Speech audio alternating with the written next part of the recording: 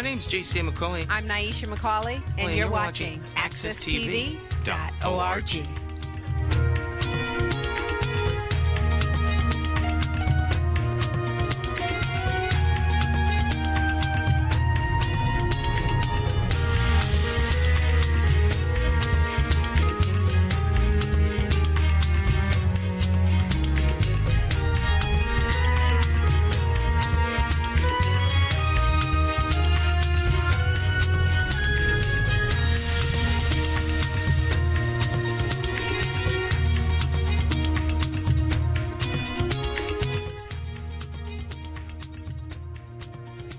Good morning, and welcome to Miss Cleo's Storytelling Corner. I hope you could see me. Okay, I'm going to tell you some stories today from the Magic Orange Tree and other Haitian folk tales, and they were collected by Diane Wallstein. I might have met her. I'm not sure, at a festival or something. And this is the cover of the book. It's a beautiful cover, isn't it? And she went to Haiti, and she collected some of their stories. And she tells that she went there, and she went to Mason, and she paid a little bit for people to tell stories. And so they all gathered outside of someone's home because they were too small to be inside the home. And a lot of the stories she did not understand, but there were some stories she understood and she loved. And she said the storytellers was just so wonderful and so lively, and they interact very well with the audiences, and it was a wonderful time. I picked out 3 stories to sort of read to you this morning and tell. And one of them in the story is called Owl. This was kind of reminded me of maybe myself a little bit when I was younger. Maybe it'll remind you a little bit of someone you know too. Or maybe it's a poor owl. So here we go. Owl thought he was very ugly. But one evening he met a girl and talked with her, and she liked him. If it had been day, now Owl thought if it had been day, she would not have liked him at all. And if she had seen my face, said Owl, she never would have liked me. But still, she had liked him. So Owl went to her house that night, the next night, the night after that. Every evening he would arrive at the girl's house at 7, and they would sit outside on the porch steps talking together politely. Then one evening after Owl had left, the girl's mother said to her, "Why doesn't your fiancé come and visit you during the day?" "But Mama, he's explained that to me. He works during the day. Then he must go home and change, and he cannot get here before 7. Still, I would like to see his face before you marry. Let's invite him to our house for a dance this Sunday afternoon. Surely he doesn't work on Sundays." Owl was very pleased with the invitation, a dance in his honor, but he was also very frightened. He told his cousin Rooster about the girl and asked him to accompany him to the dance. But that Sunday afternoon, as Owl and Rooster were riding on their horses to the dance, Owl glanced over at Rooster. Rooster held himself with such assurance. He was so elegantly and fashionably dressed that Owl imagined the girl seeing the two of them and was filled with shame. "I can't go," he choked. I can't. "You go and tell them I've had an accident and will be there later." Rooster rode to the dance. "Ta-ta. Poor Owl," he explained. "He has had an accident and he has asked me to let you know that he will be here later." When it was quite dark, Owl tied his horse a good distance from the dance and stumbled up to the porch. "Pa, shh, shh, shh," he whispered to a young man sitting on the steps. "Is Rooster in there?" "Well, now, I don't know. Go and look. Tell him a friend is waiting for him by the Papu. Mapu, I think that's called. It's called a devil's tree." Rooster came out. "Shh," Owl said. "Owl, shh. Owl, what are you wearing over your head? I mean your face. It's a hat. Haven't you ever seen a hat before? Look, tell them anything. Tell them I scratched my eyes on a branch as I was riding here, and the light, even the smallest light hurts my eyes." So Rooster very politely went and told them. "Yes, yes," said Rooster. "Come in and I shall introduce you to the girl's relatives." Rooster introduced Owl to everyone, explaining Owl's predicament. Owl went around shaking hands.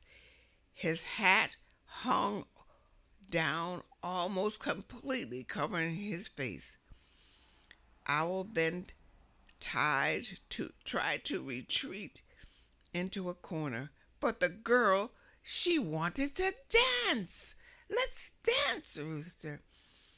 Dang, dang, da, da, da. Dang, dang, dang, da, da. Oh, they were dancing. Dang, dang, da, da. Dang, dang, da, da. Rooster danced, and Owl could dance well. The girl was proud of Owl, even if he wore his hat strangely and had sensitive eyes. Owl could dance. And he danced, and Rooster danced, and Owl danced, and then Owl realized that Rooster was dancing. Was he paying attention?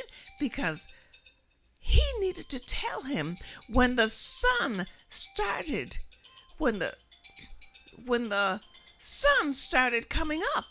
He needed to tell, Come, Owl."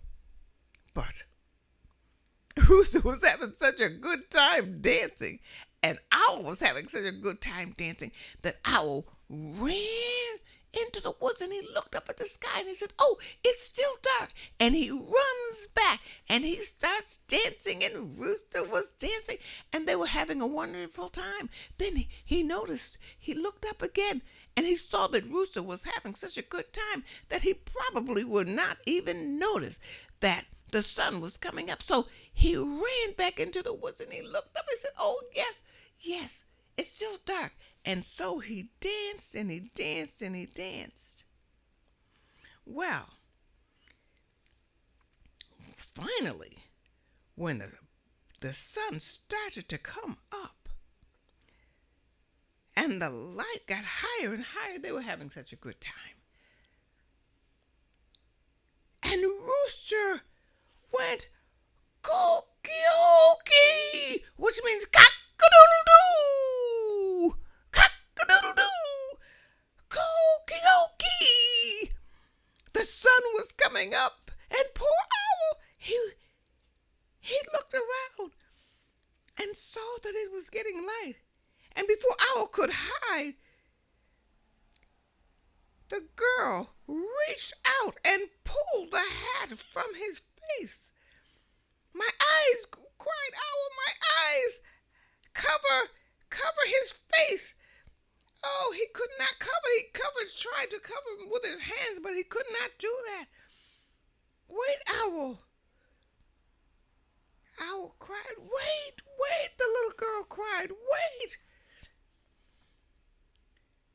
But when she saw Owl's face, it was the most handsome face she had ever seen. Oh, she was so thrilled. What a handsome man. Oh, but Owl was so busy getting on his horse and riding away. And wait, Owl, wait.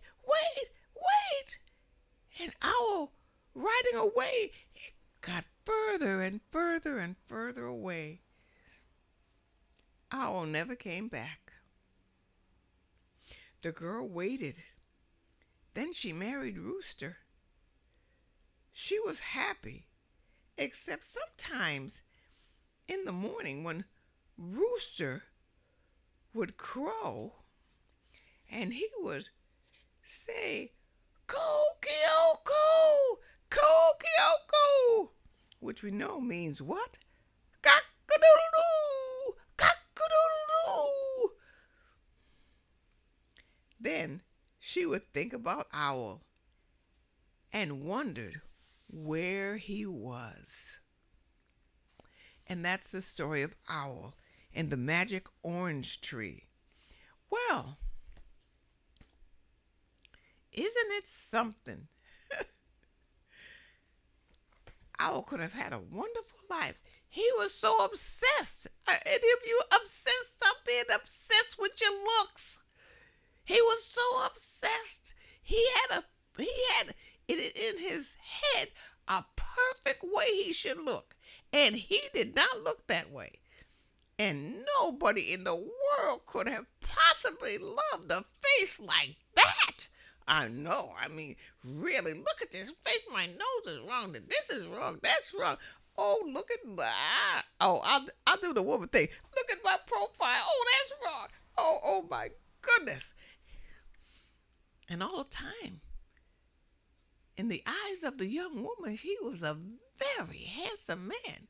And she did not see any of those defects that he thought he had.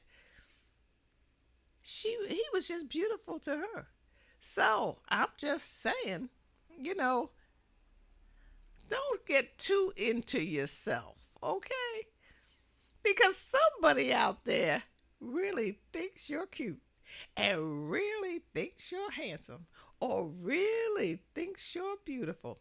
I know it's hard to believe, but you're beautiful or you're handsome to somebody. I know it's the truth. Well, that's that story. And we're going to go to a commercial right now, and we're going to come right back. So stay with us. I have more stories for you.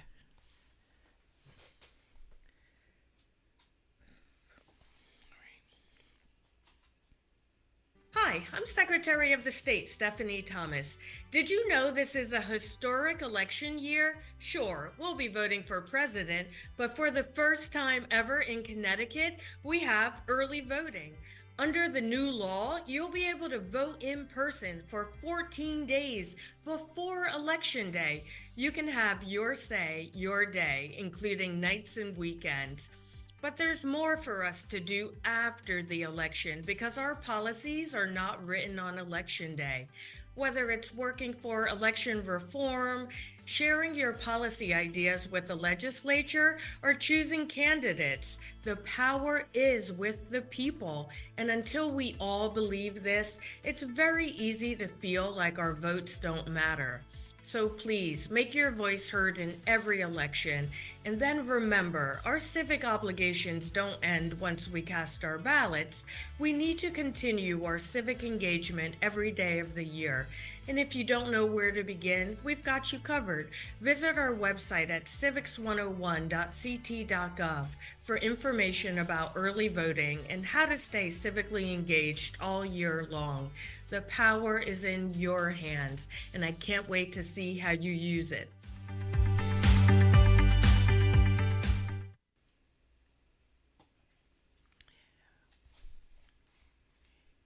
Oh, okay, you're back. Wow. All right. Thank you for coming back to Miss Cleo Storytelling Corner. You know, I have this next story that's in the Magic Orange Tree, and I kind of didn't know whether I should tell the story or not. I said, well, maybe maybe Pastor Stan didn't want me to tell the story in the studio, or I didn't really know. But I think, in Haiti, the sexuality it is not like here. It's easily talked about, and they expect women to be married by the time, when they're 18 years old and have children and that kind of thing. And so talking about men and women is a very open thing. It's open in America in a very different way. In Haiti, it appears, I could be wrong, appears that it's just a common thing to talk about, and and here it's not so. It's common, but it's not so nicely talked about in all circles. It's because it's just a part of life. But I'm not going to say anymore, and I'm probably not going to comment too much after the story. But I'm gonna read it to you. Okay. All right. One day, Chalfie's mother sent her to the spring to bring back water. But when Chalfie came near the spring, a snake who was lying by the edge of the spring uncoiled itself and hissed at her. Chalfie drew back and waited. She waited until she thought the snake had gone back to sleep. Then she quietly approached the spring. But the snake arose immediately and again hissed at her. Chalfie waited. She waited a long time, but each time she thought the snake had gone to sleep, it would uncurl itself and hiss at her. At last, Chalfie saw a man walking in the woods nearby. She ran to him and asked him if he could kill the snake for her. "Of course," said the man. "But what will you give me in return?" "I will pay you," said Chalfie. "I don't need money." "I will give you food." "I am not hungry." "Then I will give you something else," said Chalfie. The man agreed and killed the snake for Chalfie. When Chalfie returned home with her calabash filled with water, she did not tell her mother what had happened. The two ate dinner and went to sleep. At 10 o'clock, the mother awoke. Someone was singing outside the gate.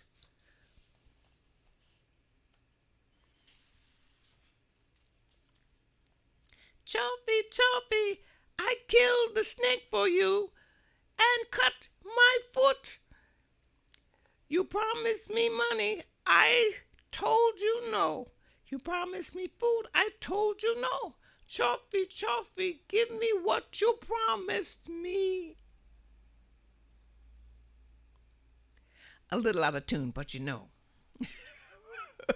But that was supposed to be a little song, a little rhyme there. The mother called to Chaffee. Someone is at the gate asking for you. Mama, I am not expecting anyone. But the man continued to sing. Chaffee, Chaffee, I killed the snake for you and cut my foot. Chaffee, said the mother, get up this minute and let the man inside. Chaffee went to the gate, and the man followed her up the path. Stay here on the porch, Chaffee said, and she went back to sleep. But the man did not like sitting there alone, so he began to sing again. Chaffee, Chaffee, Chaffee, her mother shouted. This man will wake up all the neighbors. Bring him inside the house. Chaffee did as her mother told her. The man waited a long time, but as Chaffee did not return, the man started to cry like a baby. Chaffee, Chaffee. Then he was singing and crying at the same time. You promised me money. I told you no. You promised me food. I told you no. Thunder and lightning, Chaffee, his mother screamed. What does this man want? Chaffee, bring him into your bedroom and tell him to go to sleep. Chaffee went to the man and led him into her room. Sit down here, she said to him, pointing to the far corner of the room. The man sat down and immediately began singing, Chaffee, Chaffee, Chaffee, Chaffee, cried her mother. Put that man in bed. So Chaffee led the man to the bed and told him to lie down at one end. Be quiet now, she said to him, and she lay down at the other end. For a time the man did not sing. He seemed to be happy. But when Chaffee turned her back on him and went to sleep, he began to sing and cry all over again. Chaffee, Chaffee, I killed the snake for you and cut my foot. Chaffee, shouted her mother. This is the third time I've told you, put that man to bed. But he is in bed, Mama. Then cover him up. He must be cold. So Chaffee gave him part of the sheet, but the man was still not happy and continued singing. Chaffee, Chaffee, Chaffee, Chaffee, Chaffee, shouted the mother. Warm that man up. When the man heard that, he slid over to Chaffee's side and embraced her. Soon Chaffee turned out the lights, and the man did not sing again. And that is the story of Put That Man to Bed. I have no comment. But I like that story. I don't know who I would tell. Who would I tell that to? I don't think I would tell it to a bunch of children. But, in Haiti, they probably would tell that story to a bunch of children. And the children would think nothing of it.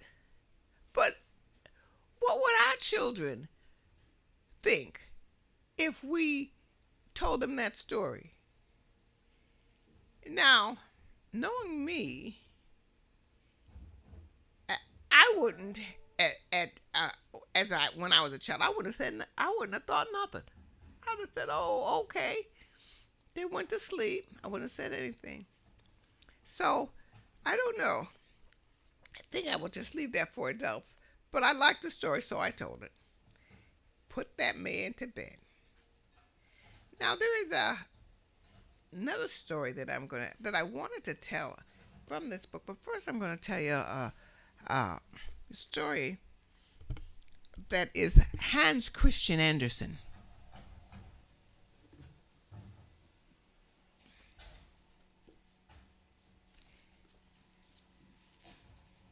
And it is called The 5 Peas from the Same Pod. Now, I've told this story several years ago,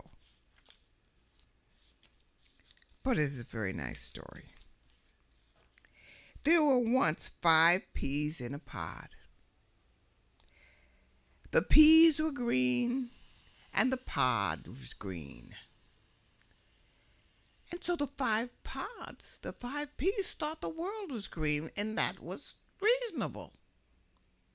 And as time went on, the pod started turning yellow, and the peas started turning yellow. And they said, well, the world is turning yellow. And that it was true, their world was turning yellow. And they were very comfortable in their little pod, and they all had their little areas. And, one day, as they were sitting there, they said, maybe there's something else in the world. Maybe the world is bigger than this. I have a feeling, one of the peas said, that the world is bigger than this. And then one day, they felt a pull, and their pod was pulled off the plant, and it was stuck into a pocket. And the first piece said, I told you, I knew the world was bigger than that. And then they all came out of the pod, and they were in a little boy's hand with a pea shooter. And so he took the first pea and he shut it off right away. And the pea said, I'm flying. Who knows where I'll land? No one could probably even catch me. I'll go so high and so far. And all of a sudden, he was gone. And then the second little piece and the third little piece said, oh, maybe we'll land somewhere where we could just land there and go to sleep. Maybe that's what we'll do. And so they were put in the pea shot, and they were shot. And off they went. And where they land, well, right now we don't know. But then, the fourth little pea, they shot him off, and he landed in a gutter with some stale water. And the little pea was getting fatter and fatter. Oh, he said, I'm the greatest pea of all. Look, I am just sitting here, and I'm just getting fatter and fatter, and I just feel so good. This is where I belong. And the gutter said, yes, this is just where you belong. Just waddle in this stale of water. Well, now the last little pea, they shot him off, and he landed in some moss near the house, near a window. Oh my God.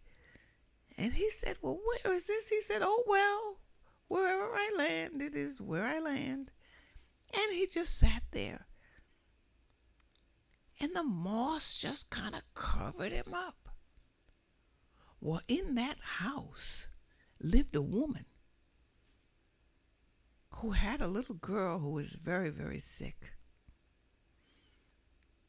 And her mother thought that soon she would die, for she had had 2 children, and she was so poor that she felt that God took her daughter because she was having such a hard time to make it easier for her and better for her daughter. And so God took her. And now she just had one little girl, and she was praying that God would not also take her, but if he did, it was for the better, because they were so poor and she could hardly provide for her. And the little girl never got out of bed.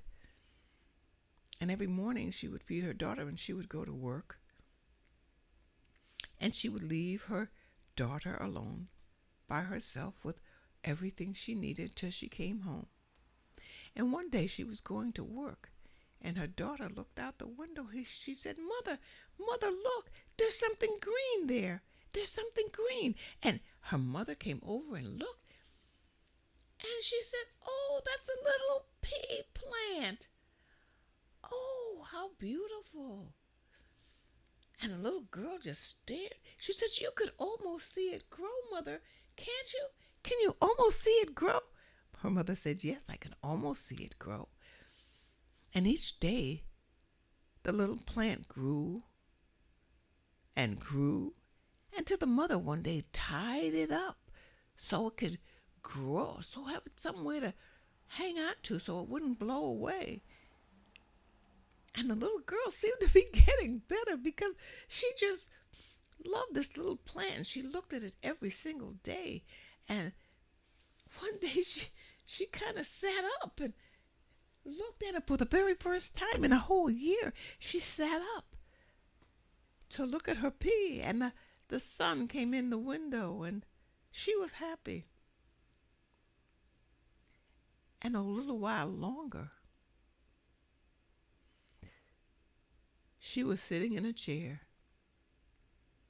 watching her plant grow and grow and grow. And Mother thought it was God who sent that plant to her. And it was a wonderful, wonderful day. And that's what happened to the littlest pea. And the girl got well, and she stood up. And the mother thanked the Lord. Now what really happened to the other little pea? Well, that first little pea that said, you can't catch me? Well, he got eaten by a bird.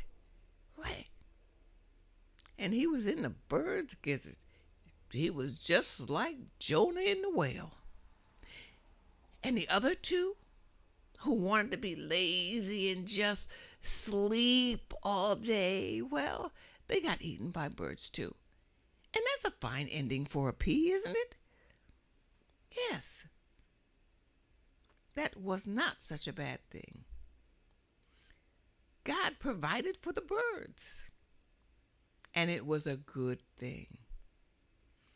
Now that 4th little pea that was waddling around, getting bigger and bigger and bigger, well,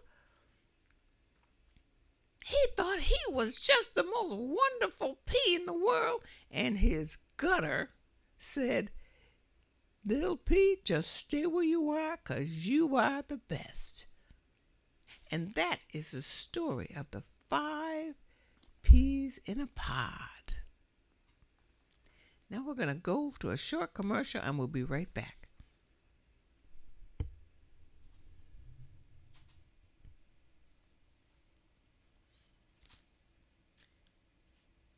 I can't see my face.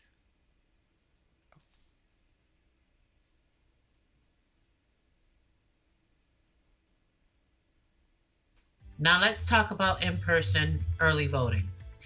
Early voting is a new option in our state starting in 2024. Using it will look and feel a lot like voting in person on election day, but you may need to go to a different location than your usual polling place. The number of days of early voting varies depending on the type of election. Primary elections generally have a fewer days of early voting. Every early voting period has at least one weekend when you can vote and one weekday when you can vote in the evening. When you arrive at the early voting location, you will check in and be verified as an eligible voter. You will receive your ballot with an envelope and be directed to a private space. You will seal your complete ballot inside the envelope and place it in a receptacle. Envelopes will remain unopened until Election Day, when they will be counted with other ballots.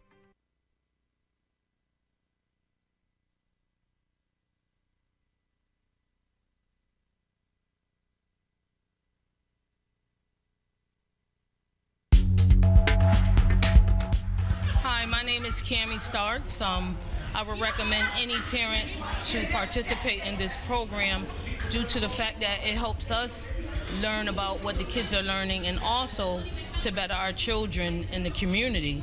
And I just give thanks to Lucy, that recommended me to come to the program. And it's just been an honor and finding out the development of the children of the school systems that's very needed. And I just give thanks, and I ask that any parent, friends, family to, participate, because it's very helpful to find out what's going on with the children and also to help the children. And I just give thanks.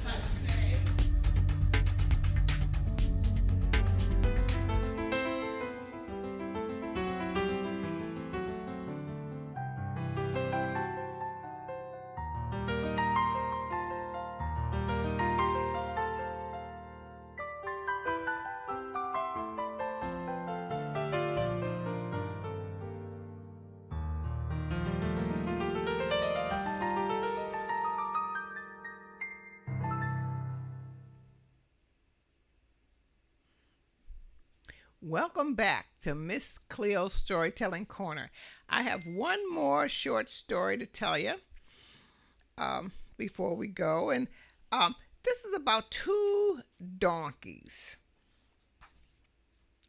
There were once two donkeys who were always together, a male donkey and a female donkey. They ate grass on the mountaintop, rubbing each other's long necks with their heads.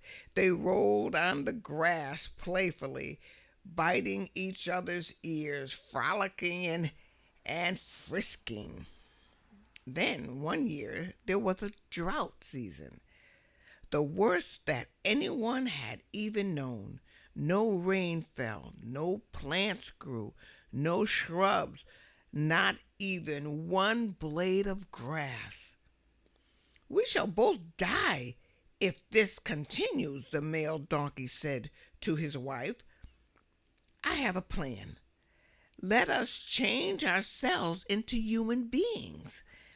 I shall become a man, and you find work with whoever can pay you.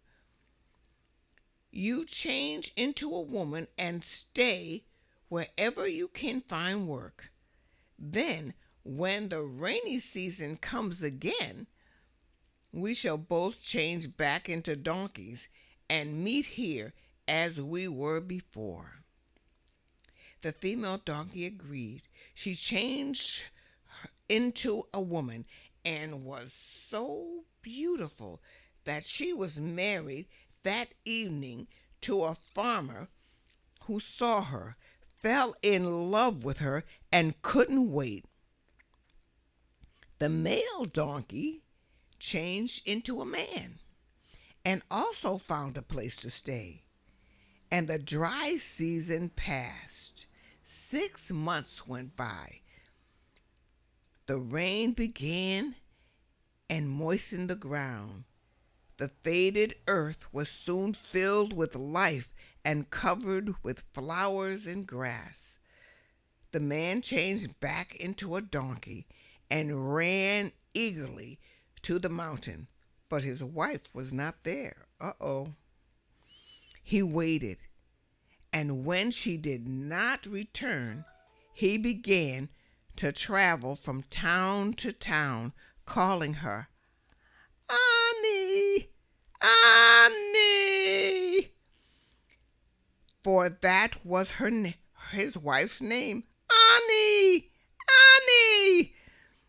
Sometimes springtime has come again, Annie.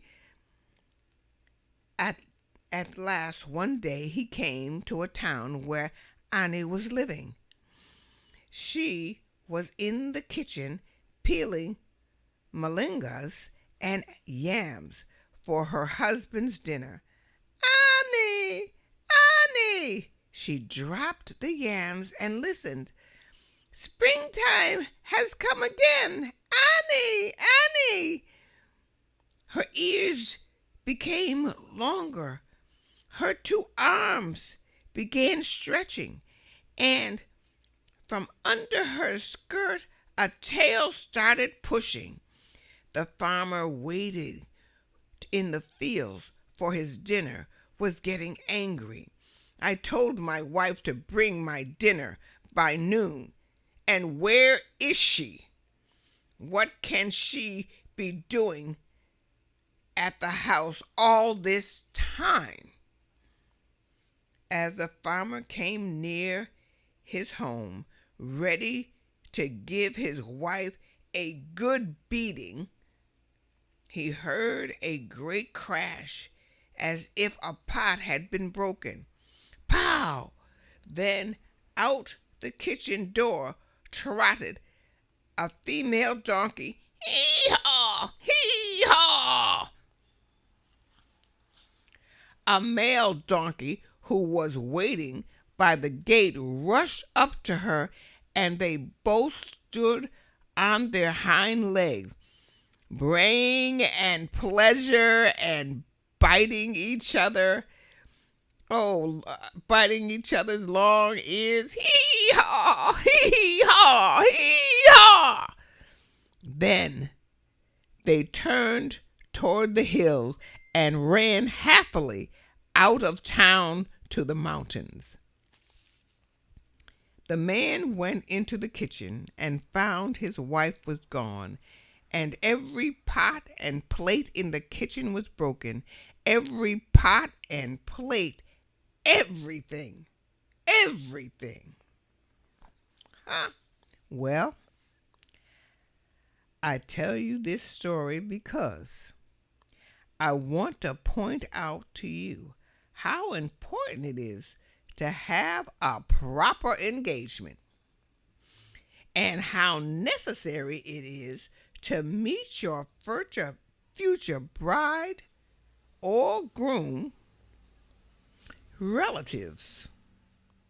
The sisters, the brothers, the aunts, the uncles, the cousins, especially the mother. Otherwise, if you are too hasty, such a thing can happen to you. It can, you know. It really can. And that is the story of the two donkeys. So that gives you some pause to think when you have a young man friend or a young girlfriend. Don't just be looking at them in their eyes. They're not all by themselves. They're connected to a family. You better meet the mother. You might not get along with her. That might be terrible, or it might be the most wonderful thing you've ever experienced in your life. So you have to meet the family before you get married and get to know who you're marrying. Well, that's all our stories today. I hope you enjoyed this time with me, and I will be back next week, hopefully next week with a guest, next week to tell more stories. And you remember, ride a little, dream big, and I'll see you next week.